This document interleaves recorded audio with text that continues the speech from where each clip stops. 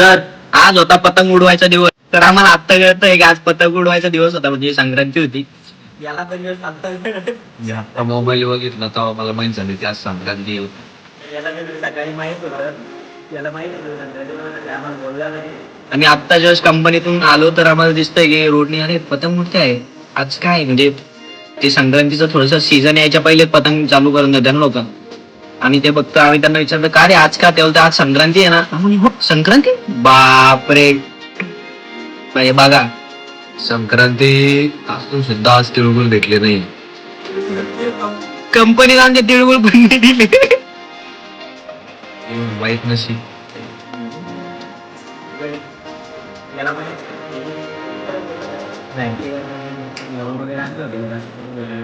आता मार्ट मध्ये जाऊन घेऊन येऊ आणि आपण सेलिब्रेट करू.